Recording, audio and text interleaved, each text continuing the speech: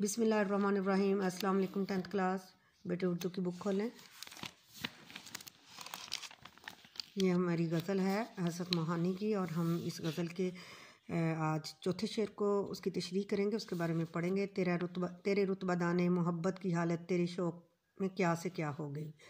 यानी तेरी रुतबा-दाने मोहब्बत जो है, तेरी रुतबा-दाने मोहब्बत का ऊंचा मुकाम जो है, उसकी कदर कीमत पहचानने वाला रुतबा-दाने मोहब्बत, हालत, कैफियत, शौक़, ज़ौक़, इश्क, मोहब्बत क्या से क्या हो गई, क्या से क्या बन गई, यानी क्या कैसी हालत हो गई। ऐ महबूब, मैं तेरी मोहब्बत के ऊंचे मुकाम की कदर करने वाला हूँ।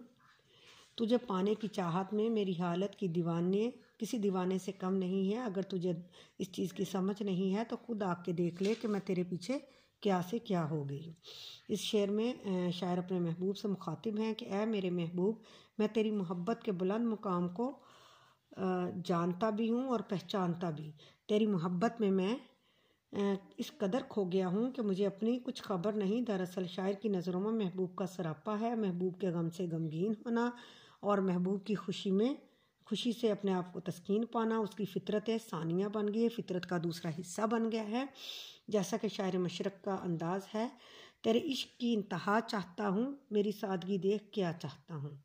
दूसरे मिसरे में शायर कहते हैं कि ऐ महबूब, तेरे इश्क में मेरी हालत क्या से क्या हो गई है, तूने कभी गौर ना किया। उर्दू शायरी में महबूब हमेशा क्या है, संगदिल वाक़या हुआ है। वो आशिकी के दुख और करब को महसूस नहीं करता, इसलिए आशिक शिकवा कना है।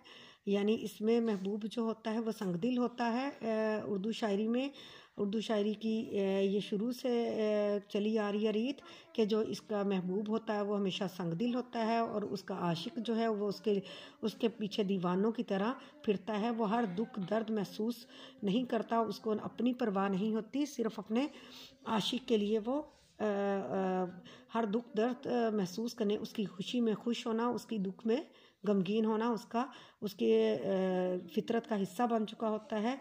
और वो उससे शिकवा करता है आशिक कि ऐ महबूब, तेरी खातिर मैंने अपना क्या हाल बना लिया है। लोग मुझे दीवाना कहते हैं, अपने रख रखाव को छोड़कर दीवाना बना फिरता रहा, लोगों के ताने सुनकर ज़िंदगी बसर करता रहा, लेकिन ऐ महबूब, तुझ पर इन बातों का ज़रा बराबर भी असर ना हुआ।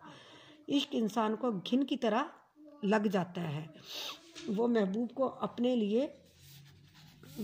को क्या है, अपने लिए हर्ज़े जाँ बना लेता है। उसकी हालत इस कदर नागुफ्ताबा हो जाती है कि बयान से बाहर हो जाती है कि लब खामोश होते हैं लेकिन आंखें इजहार कर जाती हैं। एक आज़ार धड़कता है यहाँ सीने में, अब तुझे कैसे बताएं कि मोहब्बत क्या है। और अमजद ने भी एक ऐसा ही शेर इस के हवाले से कहा है, पेड़ को दीमक लग जाए या आदम ज़ात को गम।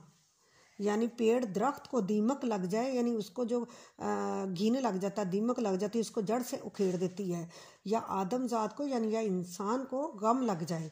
दोनों को फिर अमजद हमने बचते देखा कम, कि दोनों ही फिर बहुत कम बचते हैं। यानी दीमक जो वो भी पेड़ को इस तरह ही खाती है जैसे इंसान को गम खा जाते हैं। तो ये शेर बेटे हमारा मुकम्मल हुआ, और इंशाल्लाह जो आखिरी शेर है वो हम अपना कल करेंगे। ओके, अल्लाह हाफिज़।